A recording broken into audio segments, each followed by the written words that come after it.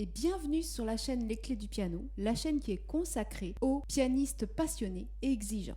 Nous allons parler aujourd'hui de quelque chose d'un petit peu particulier, c'est jouer du piano les yeux fermés, ou en tout cas sans les yeux. Et aussi, pourquoi c'est intéressant de travailler comme ça. Auparavant, n'oubliez pas de vous inscrire à mes contacts privés et de recevoir mes cadeaux de bienvenue qui sont le petit guide, les 10 principes efficaces pour apprendre un morceau et ma méthode de lecture de notes avec CMP3. Tout ça est totalement gratuit et vous y avez accès en allant dans la description ou en cliquant sur la petite fiche en haut à droite. Alors pourquoi c'est intéressant de travailler le piano les yeux fermés? C'est intéressant parce qu'on a besoin de connaître son clavier. Bien sûr, c'est quelque chose qui vient avec le temps. Plus on travaille de répertoire et plus on va connaître son clavier. Connaître son clavier, ça veut dire quoi? Ça veut dire que on peut tout à fait aller à une touche sans du tout regarder le clavier et donc en étant libéré de la vue. C'est un petit peu comme si vous étiez dans une maison et que il y a une coupure d'électricité, c'est le soir. Vous vous dirigez vers les interrupteurs et vous avez votre main qui se pose directement sur ces interrupteurs parce que votre corps a intégré totalement où est l'interrupteur. Au piano, c'est pareil, mais pas tout à fait parce que tout simplement, il y a un problème de précision qui est très important. Il faut bien avoir conscience qu'au piano, même si effectivement il suffit d'enfoncer la touche, il y en a quand même beaucoup, il y en a 88, et il faut quand même que le bras et que le corps apprennent précisément en face de quelle touche se mettre pour pouvoir la jouer. Et donc même si on n'a pas un travail de justesse à faire comme les violonistes, les violoncellistes, etc., on a malgré tout des distances à apprendre. Il faut quand même savoir que beaucoup d'aveugles jouent du piano et donc ils n'ont pas besoin de regarder le clavier. Alors ils ont un jeu bien particulier souvent où ils sont beaucoup à tâtons, mais malgré tout ils peuvent jouer des œuvres extrêmement difficiles. Donc ça veut bien dire qu'ils n'ont pas toujours besoin même de tâtonner.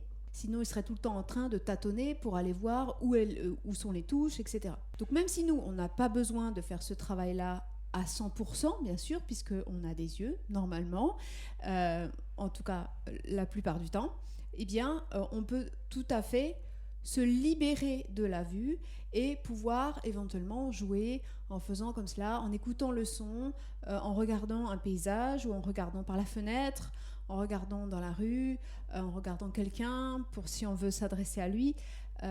C'est quand même bien agréable de pouvoir faire ça et surtout d'être libéré pour faire de la musique. Bien sûr, il y a un préalable, il faut savoir par cœur son morceau.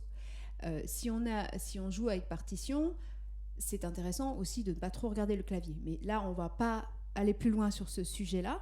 On en parlera dans d'autres vidéos. Dites-moi d'ailleurs si ça vous intéresse dans les commentaires de savoir quelle est mon opinion par rapport à est-ce qu'on regarde le clavier ou est-ce qu'on ne regarde pas le clavier quand on déchiffre. Mais là, je reviens au sujet du jour. Et voilà, quand on joue par cœur, je ne sais pas si vous avez remarqué, et là on arrive au pourquoi faire ça, je ne sais pas si vous avez remarqué, mais souvent on est inquiet pour certains endroits et on a les yeux qui se focalisent. Si je prends par exemple l'exemple de la valse de Chopin en la mineur, la petite valse,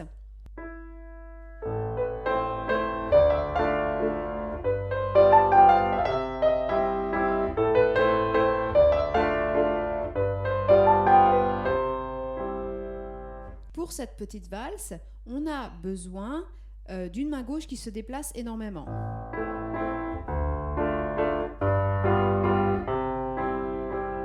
Moi, je me suis rendu compte quand je jouais cette valse que j'avais toute mon attention qui était préoccupée par la main gauche et par ses déplacements. Et du coup, je délaissais complètement, c'est-à-dire vraiment la mélodie, ce qui devrait finalement nous préoccuper le plus. Bien sûr, on est acteur, donc on doit aussi un petit peu gérer les aspects techniques et les aspects d'emplacement d'une main un peu difficile. Mais malgré tout, on doit quand même s'en libérer un petit peu. Et là, est-ce que j'ai besoin toujours de regarder le clavier? Non.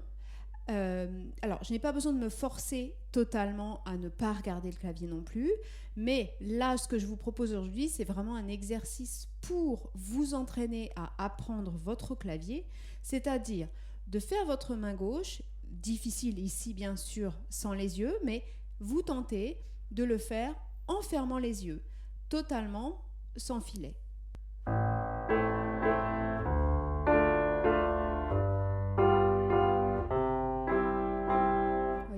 Vous essayez de le faire totalement sans regarder.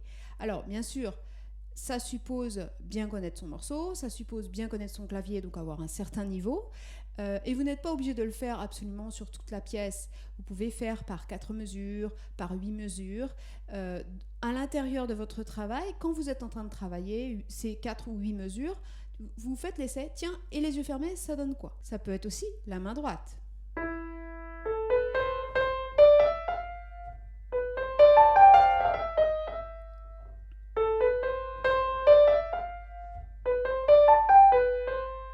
Voilà. En faisant l'effort de jouer à l'aveugle, je libère une des mains pour avoir un petit peu plus d'attention. J'équilibre en tout cas l'attention que je peux avoir sur les deux mains en le redonnant à une main qui peut-être manque d'attention. Pour faire cela, je vais aussi vous donner encore quelques petites astuces maintenant. Souvenez-vous que vous avez la formation justement sur cette valse qui est actuellement en promotion d'ailleurs, mais en fonction de à quel moment vous regarderez la vidéo, ce ne sera pas forcément vrai. Vous avez cette formation donc sur la valse de Chopin, mais également sur le prélude numéro 1 de Jean-Sébastien Bach.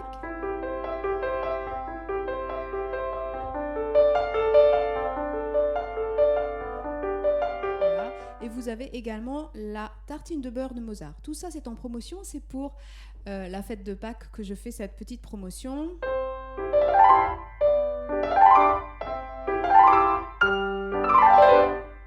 Voilà.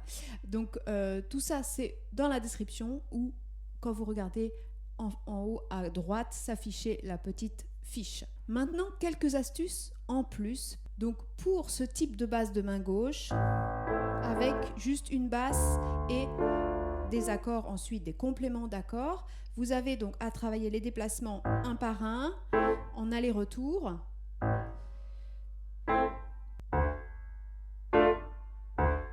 Voilà. Donc vous avez une petite vidéo aussi sur le sujet que vous trouverez dans la description. Là, je ne vais pas m'étendre sur cet exercice-là parce que j'en parle bien dans l'autre vidéo. Mais une autre chose qui est intéressante pour ça, pour ce type de basse bien spécifique, ce type de main gauche.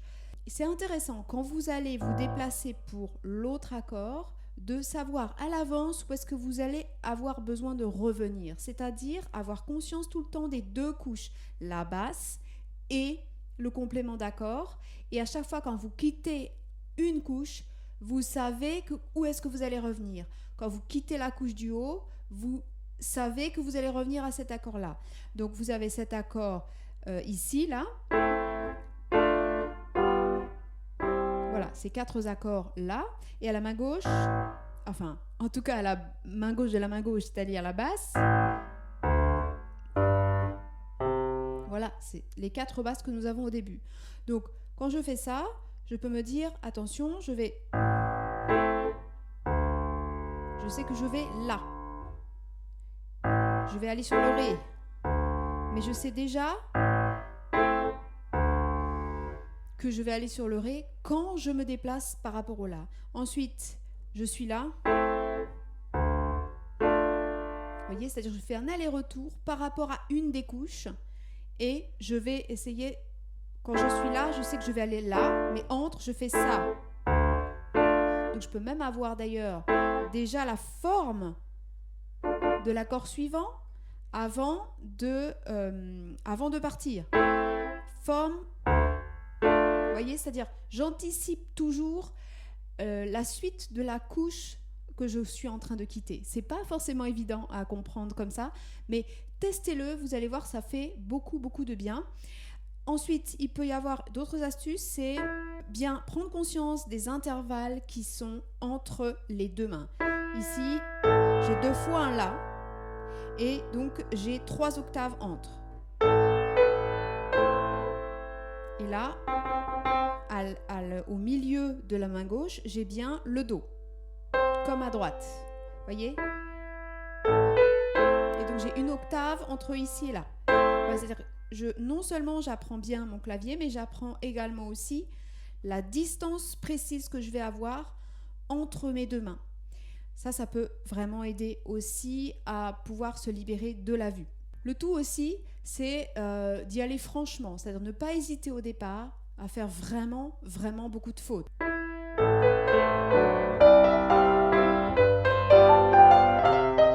C'est-à-dire vraiment partir en se disant, je vais faire des fautes, mais j'ai un geste franc et vrai. J'ai pas un geste qui a peur. Plus j'ai un geste qui a peur, moins je vais apprendre. J'y vais franchement, je fais des fautes. Vous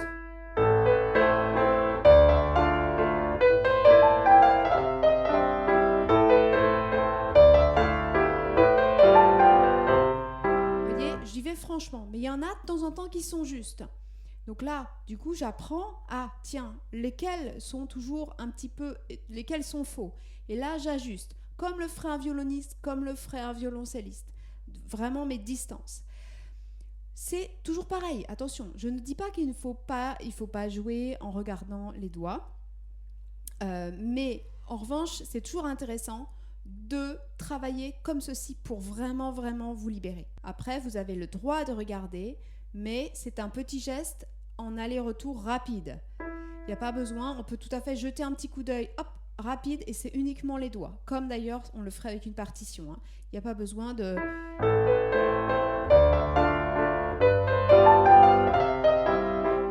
Une autre chose aussi que je voulais vous montrer, c'est la possibilité de le faire en tâtonnant pour que vous preniez bien conscience aussi où sont les touches. Donc vraiment, prenez bien conscience, donc le Do est là j'ai une octave. Donc là, on se prend vraiment pour un aveugle et on prend conscience, ah oui, d'accord, donc mon La que je vise au début, il est là. Ensuite, il y a le Ré qui est là. Ensuite, il y a le La qui est ici. Et ensuite, le Do qui est là. Je cherche le Mi. Voilà. Hop. Et vraiment, j'essaie d'imaginer le clavier. Là, je vais aller sur le Ré.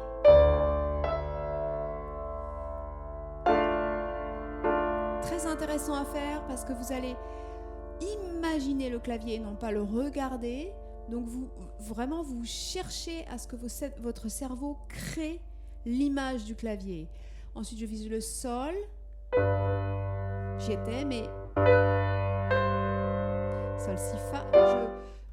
Là, je peux travailler même lentement. Donc évidemment, il n'y a pas de vitesse, mais rien ne vous empêche d'accélérer d'ailleurs petit à petit. Si vous le faites tous les jours, ça va vraiment progresser.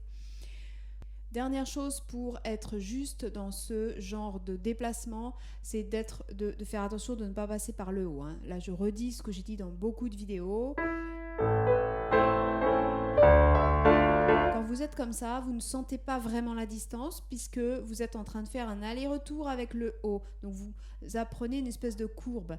Mais plus la distance est directe et droite, plus le déplacement est direct et droit, plus vous apprenez réellement une distance en fait dans l'écartement de votre bras par rapport à votre torse. Donc là, je passe direct.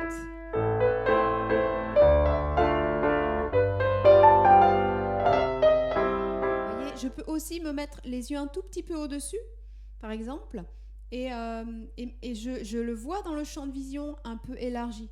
Donc, ça permet malgré tout de voir mais sans voir, de voir sur le côté. Donc tout ça c'est intéressant pour ressentir l'espace de votre clavier d'une manière générale. Voilà, j'espère que cette vidéo vous aura aidé, vous aura apporté une astuce de plus que vous allez tester dès aujourd'hui sur votre instrument.